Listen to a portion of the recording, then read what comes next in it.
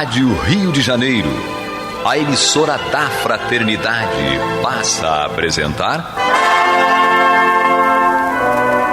Luz na Penumbra, programa que leva ao seu coração a mensagem da doutrina espírita.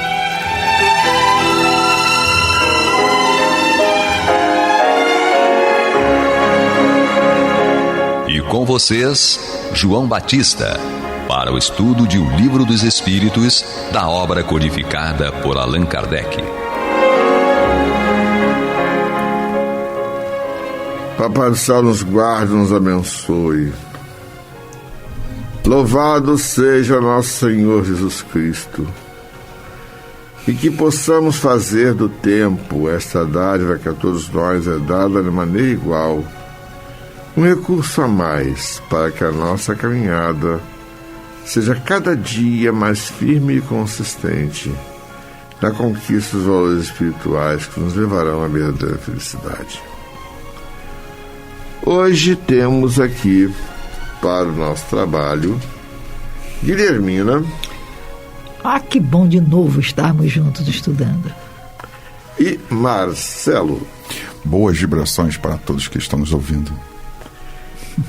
Então hoje nós damos sequência ao tópico Paraíso, Inferno, Purgatório, Paraíso Perdido, Pecado Original. Vamos estudar as perguntas 1014 e 1015 de O Livro dos Espíritos, com o adendo, mais uma vez, que o Marcelo vai começar. Então ele vai fazer estudo da pergunta 1014 e 1014A.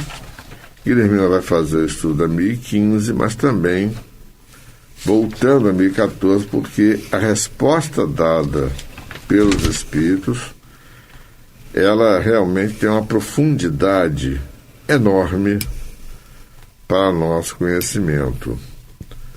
E a 1015 tem um adendo da pergunta 664, que diz respeito a essa questão do conteúdo da resposta. Então, combinado assim, Vamos começar com o Marcelo.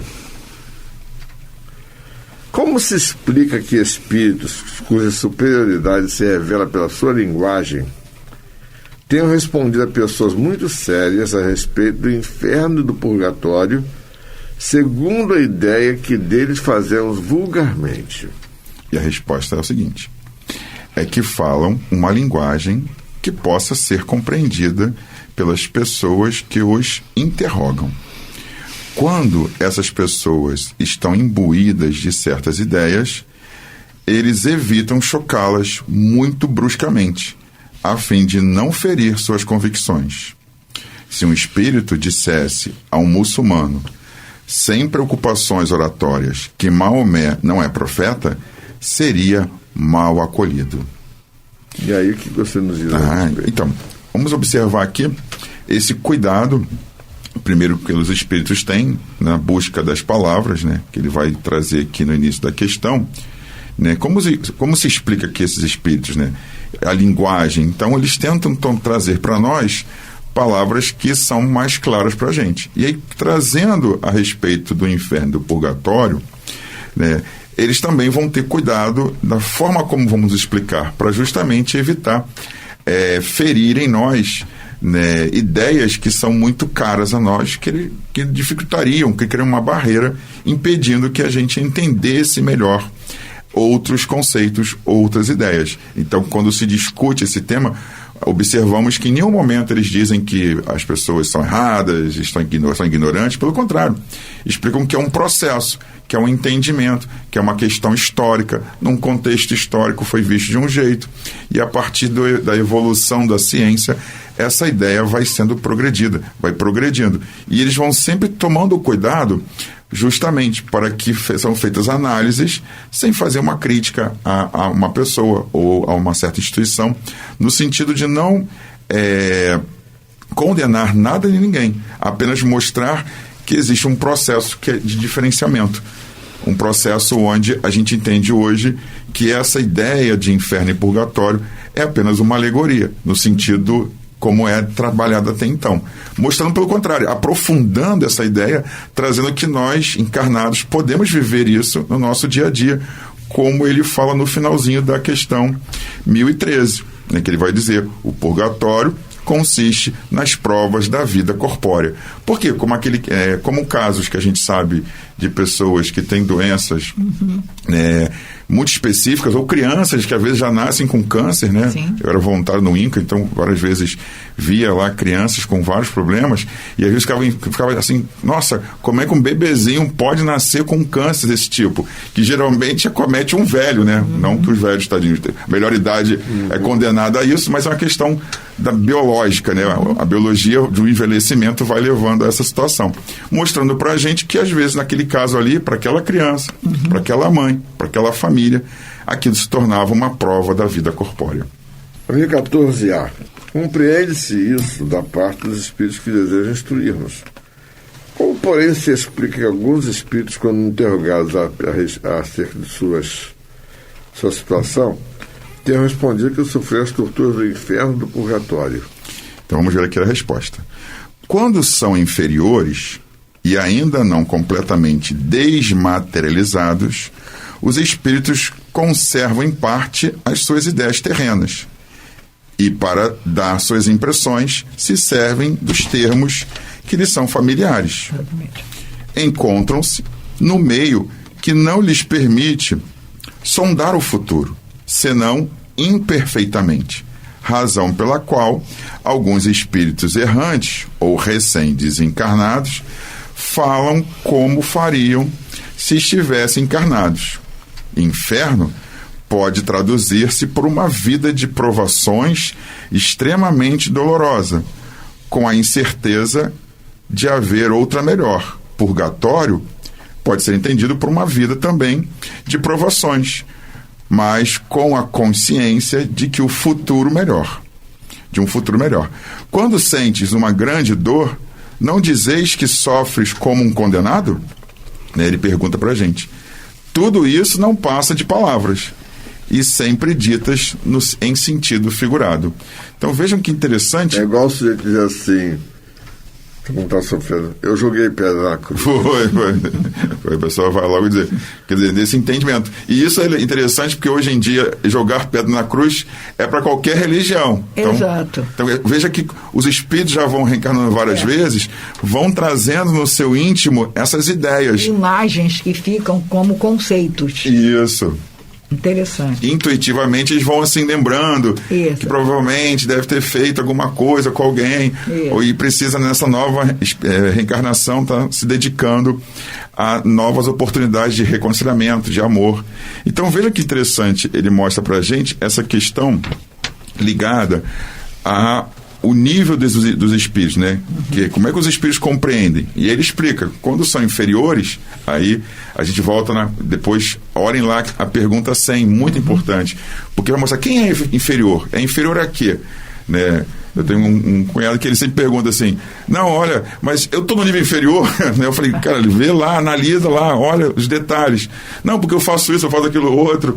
Né? Então veja como é interessante a gente olhar para a pergunta 100 e entender essa dimensão do nível dos espíritos, né, de maneira geral, e entender que ele vai explicar para a gente que esses inferiores são aqueles que, né, não estão completamente desmaterializados. O que é isso?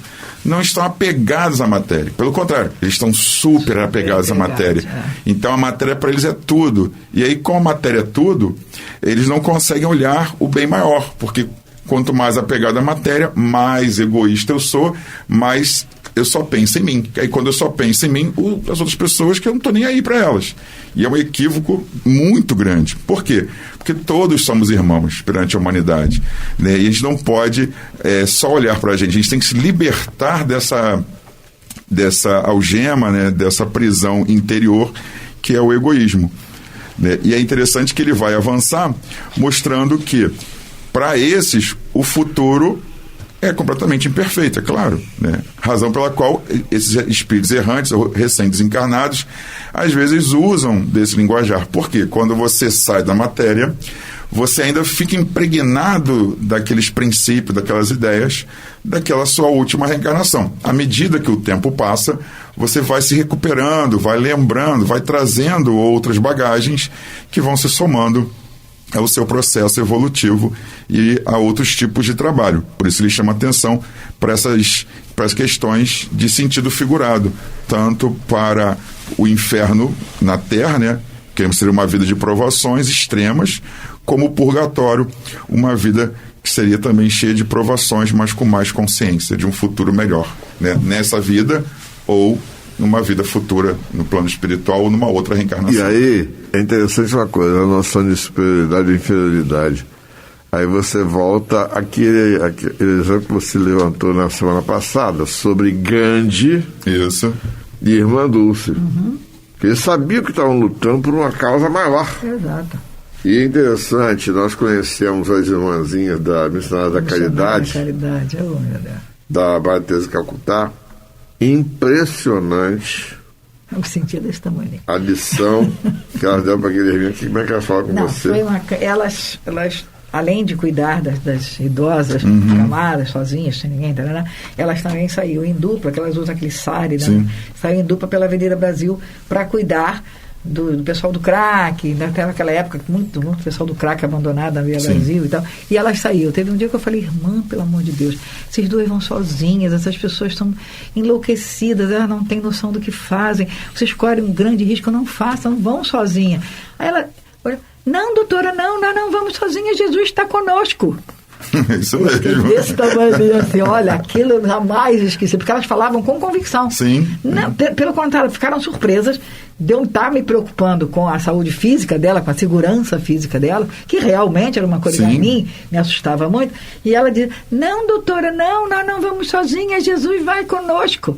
Uma vez, duas delas foram levar uma paciente fazer um procedimento diagnóstico e elas passaram literalmente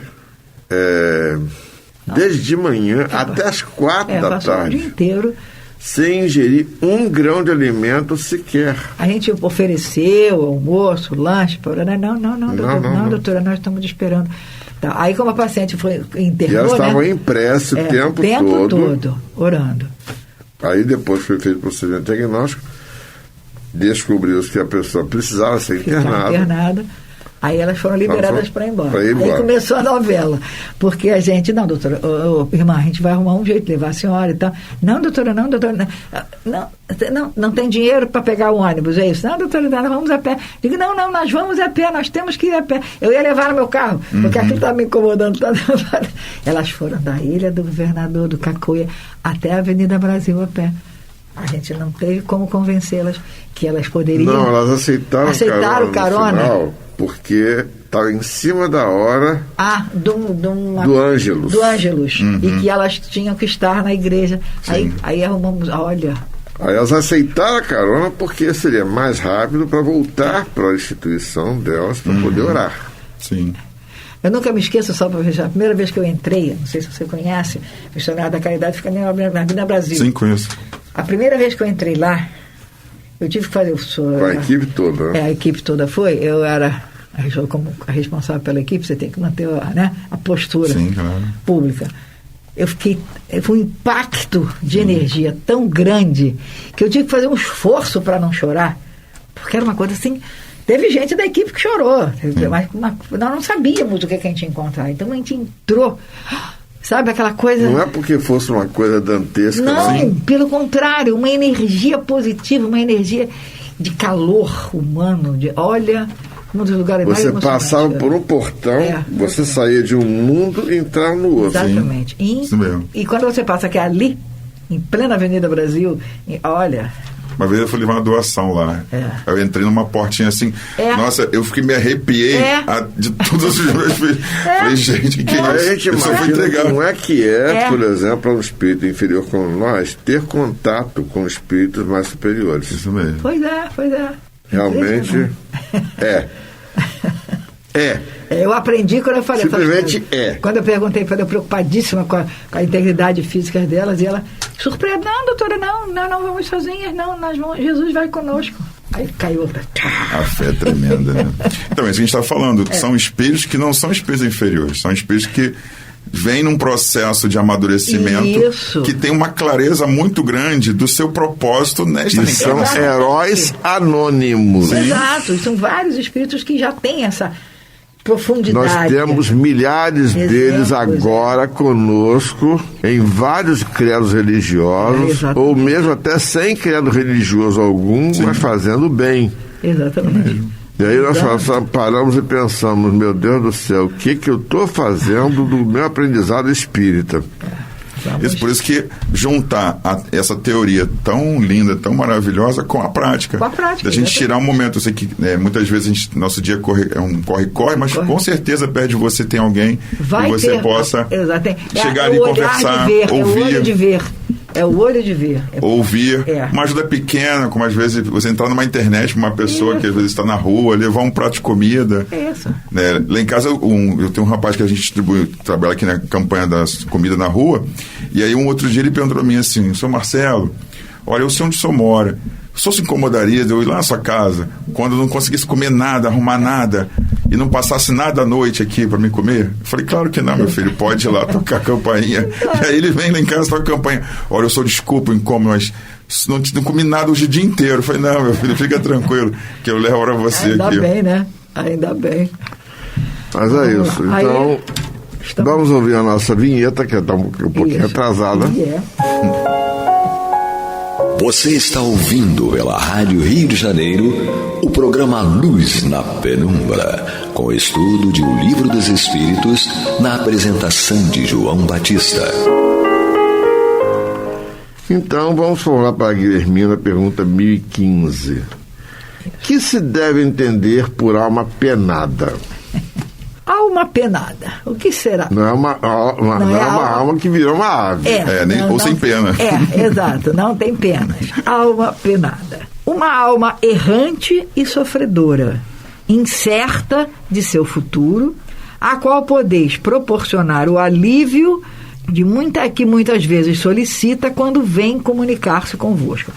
De repente, aquele espírito que está solto, está perdido, está desorientado. Às vezes não tem nem noção de que desencarnou. Não tem nem noção que desencarnou, muitas das vezes. Isso mesmo. É aquela alma que sofre exatamente por total desinformação e desespero, por se sentir só, por se sentir... quando a gente estuda sobre isso, eu pensei, você de repente acorda no meio do deserto. Oi? O que eu estou fazendo aqui? Não estou com sede, não tenho água, não tenho lugar para me abrigar. Como é que eu vim parar aqui? Então, é mais ou menos uma ideia de... Aí que vem a história, incerta do futuro, e a qual nós podemos proporcionar o alívio de que muitas vezes solicita quando vem comunicar-se conosco. Como é que a gente faz quando, de repente, um espírito vem e se comunica conosco dessa forma? E aí ele remonta a 664, que nós vamos ver aqui. A 664 diz o seguinte: será útil orar pelos mortos e pelos espíritos sofredores? Nesse caso, como as nossas preces podem proporcionar-lhes alívio e abreviar seus sofrimentos, tem o poder de abrandar a justiça de Deus? E aí a resposta: a prece não pode ter por efeito mudar os desígnios de Deus. Mas a alma por quem se ora experimenta alívio, porque é uma prova do interesse que lhe é dado, e também porque o infeliz é sempre consolado quando encontra almas caridosas que se compadecem de suas dores. Por outro lado, pela prece provoca-se o arrependimento e o desejo de fazer o que é necessário para ser feliz. É nesse sentido que se pode abreviar o sofrimento do espírito, se por sua parte, interessante essa parte, se por sua parte, ele contribui com a sua boa vontade. O desejo de melhorar-se, estimulado pela prece, atrai para junto do espírito sofredor espíritos melhores, que o vêm esclarecer, consolar e dar-lhe esperanças. Jesus orava pelas ovelhas desgarradas, mostrando-vos desse modo que vos tornardes culpados se nada fizerdes por aqueles que mais necessitam de pressa. Aí é interessante essa resposta, porque ele diz o seguinte: mas ele está pagando, porque afinal de contas fez o livre-arbítrio, então a responsabilidade dele está em sofrimento. Só que nós podemos ser instrumentos, ferramentas, de tal forma com as nossas preces, para que com as nossas preces a justiça de Deus se faça presente e ele desperte no momento necessário para que ele possa mudar-se. E aí vem a nossa responsabilidade, a responsabilidade de quem ora. Então é necessário que estaremos sempre atentos, porque as nossas preces, aí alguém vai perguntar: mas como é que eu vou saber se aquele espírito é um espírito que está em sofrimento? O importante é que você ore, importante é que você peça, importante é que você jogue a sua energia, porque os nossos irmãos espirituais estão prontos para serem os instrumentos da vontade de Deus, para que faça a tua energia, o teu magnetismo de encarnado consiga chegar até aquela criatura que naquele momento é o momento necessário para que ele seja tocado e ele, pela própria vontade dele, mude. Logo, a prece é um instrumento que funciona para várias formas. Para aquele que necessita, que está em sofrimento e que a gente, fazendo a prece, ele se toque e mude por vontade própria, e também por nós, que a nossa vontade vai fazer com que... Nós todos somos necessitados. Sim. Aí é a pergunta: não quer fazer? Alguém fará. E azar o seu, que não perdeu a oportunidade. Porque, aqui volto a dizer, somos todos necessitados, estamos todos tendo oportunidades fundamentais de fazermos o nosso melhor. Não é fazer alguma coisa, é fazer o nosso melhor, que pode ser de acordo com cada um, o potencial de cada um. Fazermos o nosso melhor, não perdemos nunca a oportunidade, seja com a prece, seja com ações objetivas, seja com encarnados, seja com desencarnados, não importa. Importante é que vos tornareis culpados se nada fizerdes por aqueles que mais necessitam de preces. E é bem claro, os espíritos são muito bem objetivos e não deixam imagem à dúvida. Os espíritos dizem que não é deixar de fazer o mal que faz com que nós façamos o bem. O bem é uma virtude ativa. O bem é ativo. É uma característica ativa.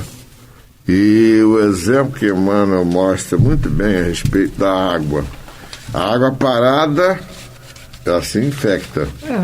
A água que corre, que se movimenta, ela se oxigena e se torna potável. Exatamente. Ou seja, em nós o movimento é fundamental, porque tudo muda a cada segundo. Exatamente. E nós estamos aqui para mudar. Imutável só Deus. Exatamente. E sabemos o que fazer. Não podemos fazer, não sei, sabe? Nós sabemos. E devemos orar por todos, não só pelas almas penadas. Não, por todos. Se você cruza na rua, tem um irmãozinho ali numa situação por todos. Muito depauperante, ore por ele, né? E com certeza alguém vai ajudá-lo. Um exemplo, hoje temos muitas pessoas em hospitais que não podem receber visitas. Sim. As pessoas estão em desespero porque estão lá, as famílias estão em desespero porque não sabem as informações de maneira correta, não pode ver seus entes queridos. Olha o universo disso. Sim. E nesse caso bem específico, que faz parte do nosso processo, a prece é fundamental. Porque como você pode ajudar não só aquele que está internado no hospital e que não pode receber visita, como a família que está no desespero e que recebe informações aleatórias técnicas, mas não pode ver, não pode dar um abraço, não pode chegar junto. E isso a nossa prece colabora. E, com certeza, quando passar essa fase da pandemia, vamos continuar orando. Sim, isso mesmo. Sim. Porque quem não puder ir a quem está sofrendo para fazer algo, pode contribuir de várias maneiras. E a prece é a forma mais simples e objetiva, mas também pode ser a mais profunda. Exatamente. Vamos refletir a respeito. Que Papai do Céu nos guarde, nos abençoe, hoje e agora para todos sempre.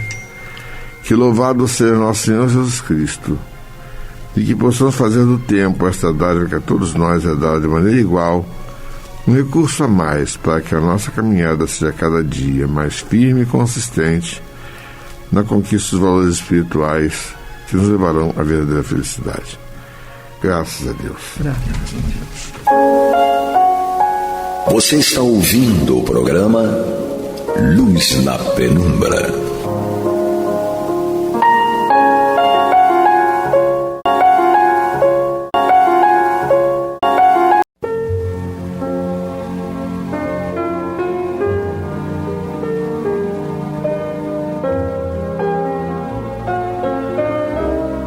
A Rádio Rio de Janeiro está levando ao seu lar e ao seu coração a mensagem consoladora da doutrina espírita, através do programa Luz na Penumbra.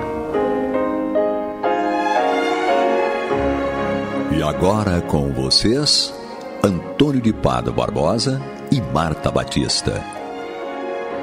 Muito boa noite, meus amigos. Estamos aqui mais uma vez em continuidade ao programa Luz na Penumbra, no qual nós vamos, eu, Antônio e a Marta Batista, tecermos comentários a respeito do livro Evangelho segundo o Espiritismo, de Allan Kardec. Nós estamos aqui na sua introdução e hoje vamos falar a respeito das notícias históricas, que é o terceiro item desta introdução. Nessas notícias históricas, Kardec nos dá aqui um pequeno parágrafo nos explicando o que ele vai tratar neste item terceiro, para que a gente saiba mais ou menos o que nos aguarda.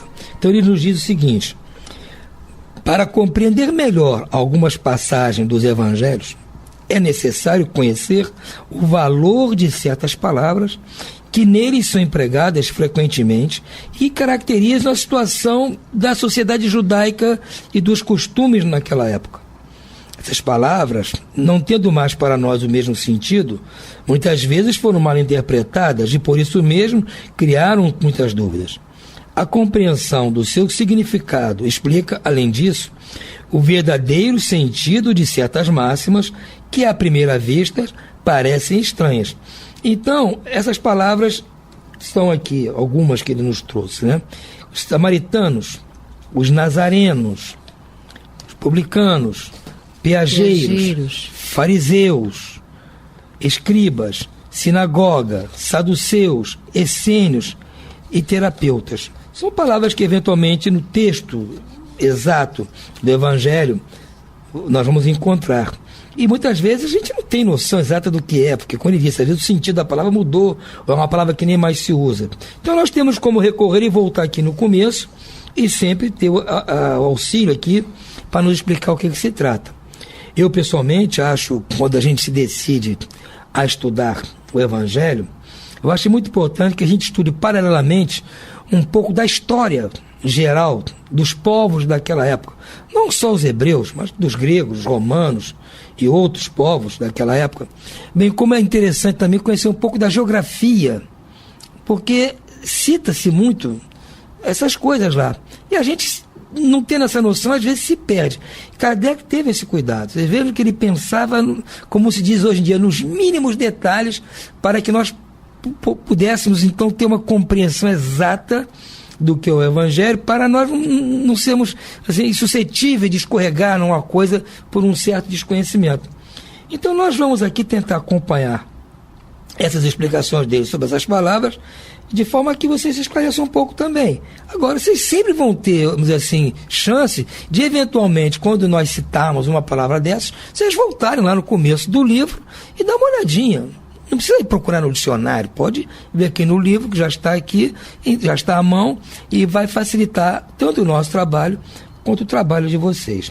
Então, para iniciar esse estudo, eu vou pedir a Marta que comece conosco falando aqui dos samaritanos, que é o primeira palavra que ele trata aqui, né? E depois nós vamos falar também hoje dos nazarenos e dos publicanos. Bom, boa noite a todos, boa noite, Antônio. Eu vou começar lendo o que ele fala acerca dos samaritanos e posteriormente a gente comenta, né, acerca dessas palavras, dessas notícias históricas tão importantes, né? É necessário que a gente entenda, né, como o Antônio falou, por que Kardec resolveu trazer essas notícias históricas, a fim de que a gente contextualize, né, aquilo que é constante nas citações bíblicas que estão à frente de todos os capítulos do Evangelho.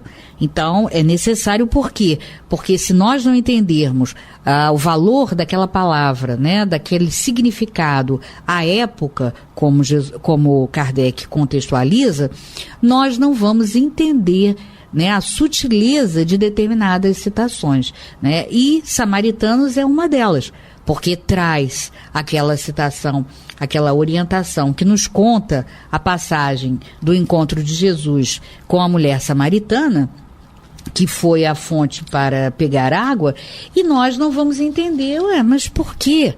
Né? Ele escolheu justo esse caso, né, para trazer essa orientação, essa sinalização para nós. Então, é necessário que a gente entenda qual é o significado, né, no caso desse povo, à época, para que a gente entenda. Então vamos lá, samaritanos. Após o cisma das 10 tribos, Samaria tornou-se a capital do reino dissidente de Israel. Destruída e reconstruída muitas vezes, ela foi, sob o Império Romano, a capital da Samaria, uma das 4 divisões da Palestina. Herodes, chamado Grande, embelezou-a com suntuosos monumentos e, para agradar a Augusto, deu a ela o nome de Augusta, em grego Sebaste. Os samaritanos quase sempre estiveram em guerra com os reis de Judá. Uma aversão profunda, datando da separação, perpetuou-se entre os dois povos, que abandonaram todas as relações recíprocas. Os samaritanos, para tornar a separação mais profunda e não terem de ir a Jerusalém para a celebração das festas religiosas, construíram um templo particular e adotaram certas reformas. Admitiam somente o Pentateuco, contendo a lei de Moisés, e rejeitavam todos os livros que lhe foram anexados posteriormente.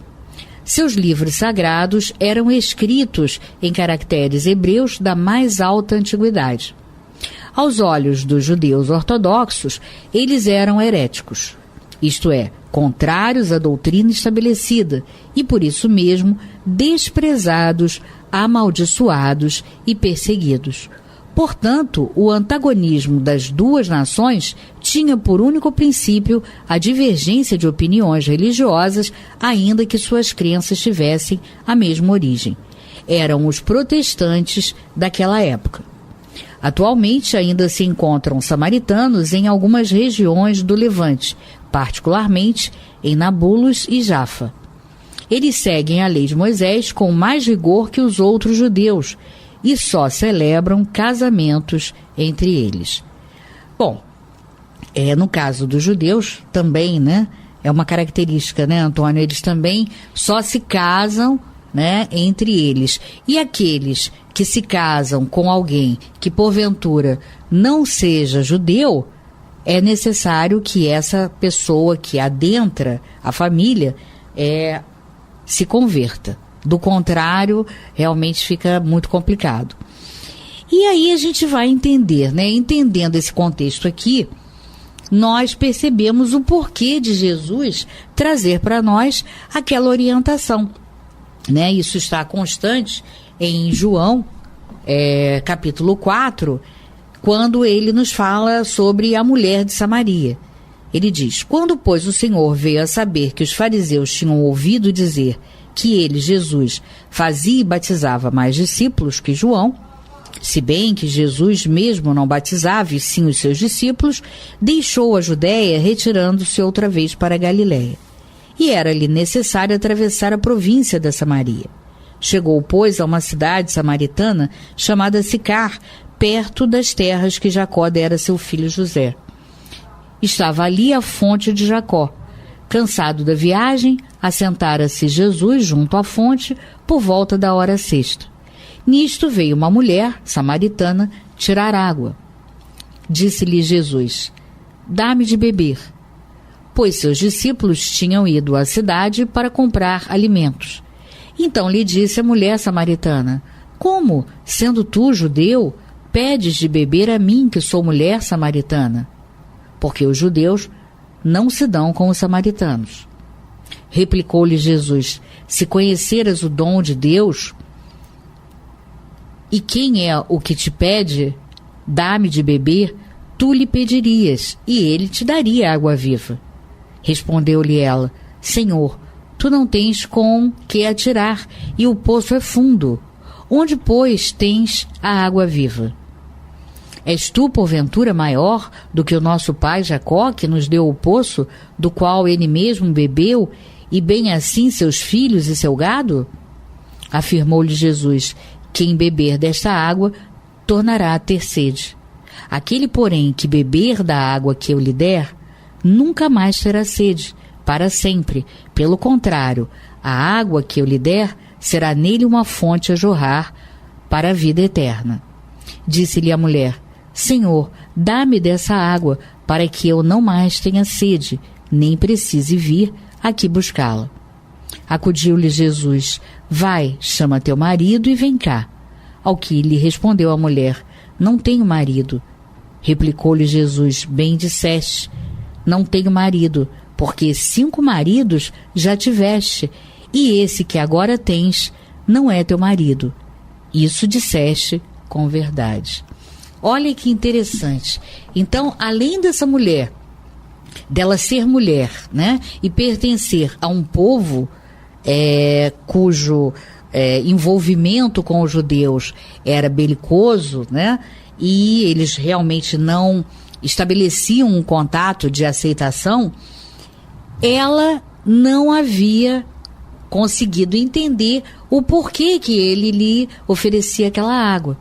Então é tão interessante, né, a gente perceber que é uma orientação de Jesus contra o preconceito, porque ele rompeu com todos eles, não só o preconceito contra a mulher, que não era vista como absolutamente nada, além do caso do preconceito religioso, né, contra aquele povo.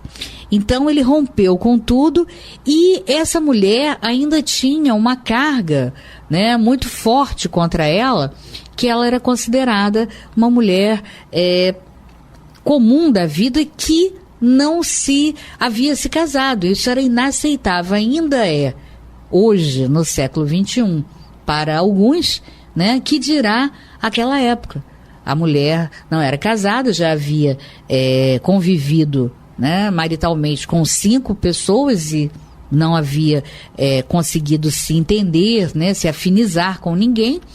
E ele, então, para tocá-la e fazê-la sair da perspectiva material, né, que ela estava vendo a água como a água comum que todo mundo necessita para que o seu corpo sobreviva.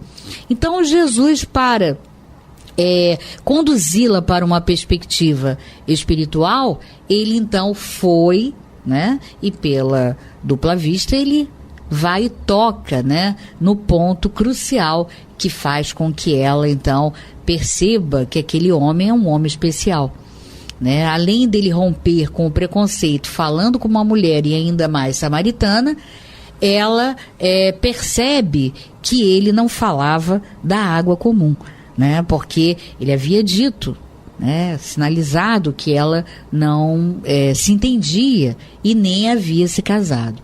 Então ela começa, né, automaticamente a conduzir, quer dizer, a entender e a perceber a conversa como algo transcendente, quer dizer, percebeu que ele não falava daquela água do poço, né, e sim de uma outra água, da água espiritual, da representação dos conhecimentos espirituais, aqueles que realmente descedentam uma pessoa de uma forma definitiva, né? Então, a gente percebe, né, que o objetivo de Kardec ter sinalizado com essa palavra, né, ou seja, com esse contexto acerca dos samaritanos, para que a gente entenda o que isso significava no passado, é justamente para que a gente entenda de forma mais profunda. E até mesmo esse contexto aqui constante em João, eu li, na verdade, os versículos 1 a 18, mas eles seguem, né? Existem mais orientações sobre esse caso mais adiante. É interessante que a gente também busque, porque não há informações, todas as informações não estão aqui, né? Então é preciso que você busque historicamente, até para que você vá acertando, né? E contextualizando com mais exatidão o porquê disso tudo. Então, com certeza, se nós não tivermos esta orientação, fica para nós mais difícil entender o objetivo maior, né, que a doutrina espírita, porquê da doutrina ter destacado algumas citações bíblicas, né? Então, no caso dos samaritanos, é essa questão. Então, é uma mulher que estava enquadrada numa situação bastante difícil, né? E ela, então, ele chega e sinaliza para ela com algo definitivo, algo como uma salvação, né? Que ela vai se libertar de todas aquelas angústias e de todas aquelas insatisfações que ela vivia, né? É a situação mais importante que a gente destaca aqui no caso dos samaritanos. Vale o exemplo, né? Porque há outros, mas... Não tem dúvida. Texto, nós vamos ver adiante outras passagens que citam os samaritanos, né? Não tem dúvida. Assim como também você vê o caso dos nazarenos, né? Que fica aqui adiante. Também o próprio Jesus era chamado de nazareno, até por isso, então, eu acredito que Kardec trouxe essa explicação do que se trata esse de nazareno, verbete, né? Que, em princípio, a gente pensa que são as pessoas que nasceram em Nazaré. Né, que também poderia ser chamadas de nazarenos, mas não é este o motivo, como consta aqui, né? Kardec explicando o que são os nazarenos. Na antiga lei, este era o nome dado aos judeus que faziam o voto de se conservarem em pureza perfeita por toda a vida ou por algum tempo. Eles se obrigavam à castidade, à abstinência de bebidas alcoólicas e à conservação de sua cabeleira. Sansão, Samuel e João Batista eram nazarenos. Mais tarde, os judeus deram este nome aos cristãos, por alusão a Jesus de Nazaré. Esse também foi o nome de uma seita herética dos primeiros séculos da era cristã, que, da mesma forma que os ebionitas, dos quais eles adotaram certos princípios, misturava as práticas do mosaísmo, isto é, das leis de Moisés, aos dogmas cristãos. Essa seita desapareceu no quarto século. Realmente, é um esclarecimento fundamental, do meu ponto de vista. É verdade. Que quando se fala de Jesus de Nazaré, é porque ele era de Nazaré, a família dele era de Nazaré. Então, as pessoas muitas vezes eram conhecidas lá pelo nome da cidade de onde vinham. Ou era pelo nome comum do pai. a época. Era comum isso, né? E ele era conhecido como Jesus de Nazaré. Mas ele suspeita-se que ele também podia ser chamado de nazareno pelo seu comportamento. Já que se João Batista era um nazareno, Sansão e Samuel também, e Jesus adotava um comportamento parecido, ou seja, Jesus também devia observar a castidade, a abstinência de bebidas alcoólicas, tinha aquela cabeleira características dos nazarenos, então ele pode também ter sido chamado de nazareno por isto. Então, no meu ponto de vista, há duas maneiras pelas quais ele pode ter sido chamado de nazareno. Uma por esse comportamento e outra por ter nascido em Nazaré. Apesar de que quem nasce em Nazaré não seria nazareno, seria nazarita. Porque esse sufixo que é usado, como eu dizia que ebionitas e outros, esse que é o sufixo usado. Mas essa confusão agora, ninguém pode afirmar que Jesus era o nazareno no sentido de pertencer a uma seita, porque eu não acredito que ele pertencesse à seita. Claro que não. Alguma, eles atribuíam a ele pela conduta dele, pelo comportamento. Que na verdade, né? Na verdade, ele não precisava, Jesus não precisava firmar compromisso, né, com uma determinada seita para para ter uma postura de santidade, uma postura de equilíbrio, né? Ele era o equilíbrio, ele era a própria santidade. Eu acredito que os outros que praticavam isso já, por vezes, uma inspiração, né, de adotar a castidade, adotar a abstinência de bebidas alcoólicas, outros comportamentos, né, que é um comum do ser humano, o ser humano que é caridoso, que é bom, ele procura ter essas características, né, e aqueles daquela época, antes de Jesus, Samuel viveu, sei lá quantos séculos antes do Cristo, Sansão também, né, talvez nem adivinhasse que o Cristo viria mais tarde, mas ele já adotava esse comportamento, e o Cristo tinha que adotar o mesmo, que era uma coisa correta, o Cristo não poderia fazer nada contra aquilo, ele fez o que era o certo, então por fazer o que é o certo, foi confundido, foi encaixado nesse perfil. É verdade. Mas então, por isso que é interessante ter essa afirmação aqui, né? Para a gente não pensar que ele é nazareno só por ter sido sua origem na cidade de Nazaré. É verdade, né? Agora, a gente precisa entender que isso era o que eles, né, pensavam, eles queriam atribuir a Jesus, né, o encaixe em alguma definição que lhes facilitasse, né, o entendimento. Agora, isso não significa que Jesus tenha de fato determinado, e isso não ficou determinado, a doutrina espírita não trabalha com esse preceito, né, de castidade. Nós não trabalhamos com esse preceito. Não resta dúvida. Era uma maneira de marcar uma posição. Hoje não existe isso. Não exatamente. Mas naquela época era uma posição de alguns que queriam se destacar pela pureza, e como naquela época o sexo já era uma coisa com uma conotação muito mais forte que hoje mesmo. Exato. Então a maneira de marcar uma posição era isso, era comum de religiosos e das pessoas buscar isolamento no deserto, buscar castidade, bebidas alcoólicas. Nem com a bebida alcoólica o Cristo foi contra, porque se ele não bebeu, pelo menos produziu vinho para os outros. Não, e ele falava em vinho na festividade do casamento. Então por isso é que eu estou chamando a atenção, né? Não é que sejam coisas erradas, né?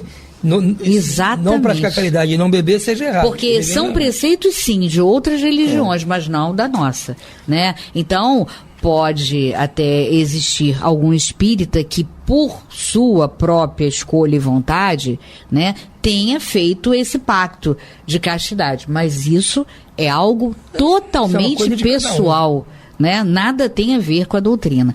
Agora, é interessante que, enquanto esses que ele citou aqui, né, com certeza devem ter feito como eram nazarenos, devem ter feito o pacto, né, de caridade, enfim, como ele diz aqui, da abstinência alcoólica, né, e até mesmo da conservação dos seus cabelos longos, né. Jesus não precisava fazer esse pacto.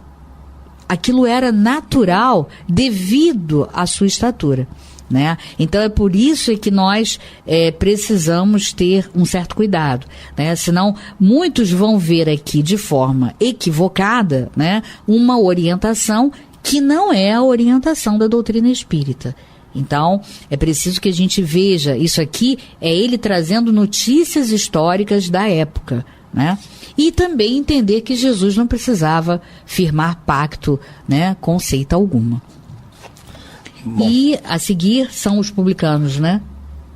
Não sei se será que dá tempo de 3 minutos? Será que você podemos fazer? É tão grande assim? Não, que isso. Podemos só fazer uma pequena introdução, né? Para que os nossos amigos ouvintes já estejam todos preparados para o estudo de amanhã. Porque, aliás, essa é uma dessas palavras que aparecem muito aqui. É verdade. Volta e meia se fala, há vários exemplos de publicanos acompanhando Jesus. Então, amanhã então nós vamos falar dos publicanos junto com os peageiros, que também era um tipo de pessoas parecidas com os publicanos. Então falaremos juntos os dois para sintetizar as notícias históricas de Kardec. Mas o que ficou de importante para nós é que nós conhecemos hoje, vamos dizer assim, 2 tipos de pessoas. Um era um povo, os samaritanos, e o outro era um grupo, que por comportamento adotava certos costumes. Os samaritanos e os nazarenos. Amanhã vamos falar então desses que são de profissões, né? Porque o publicano e os peageiros eram profissionais. É verdade. Então vamos falar desses profissionais amanhã. Vamos hoje então. E Antônio, só uma curiosidade, os samaritanos, né, foram praticamente extintos, quase extintos, né, no final do século XX. Então é uma curiosidade, né? E ter permanecido até pouco tempo atrás. É verdade, né? Porque com a diáspora que houve no século I, eles se perderam aí pelo mundo todo. É verdade. E realmente, como era um grupo pequeno, mas ainda assim, ficaram 20 séculos exatamente para assumir. Exatamente. Tem sua força, tem que ser respeitada. Claro, não tem dúvida. Bom, eu acho que o Serginho já nos diz até logo. Então, Antônio, precisamos encerrar. Certo, ficamos hoje por aqui, meus amigos, e amanhã estaremos de volta dando continuidade às notícias históricas aqui da introdução do Evangelho segundo o Espiritismo de Allan Kardec. A todos vocês, muito boa noite, muita paz. Muita paz, Antônio.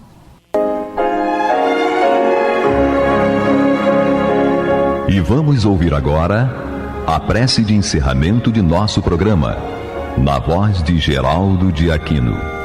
Jesus, dá-nos coragem para a luta, piedade para os insultos e misericórdia para as injustiças e ingratidões.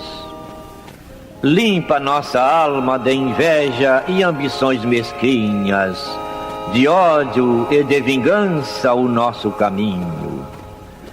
E que dentro em pouco, ao recolher-nos de novo ao calor do nosso leito, para que o sono nos dê a paz e o esquecimento das tristezas humanas, possamos sentir, Senhor, no mais íntimo de nosso ser, a doçura indefinível do Teu amor e a grandeza incomparável da Tua divina presença.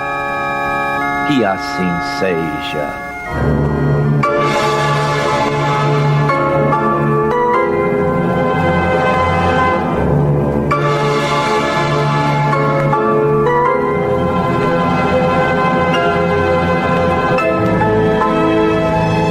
Acabamos de apresentar o programa Luz na Penumbra, que voltará a ser apresentado amanhã às 21 horas nesta emissora.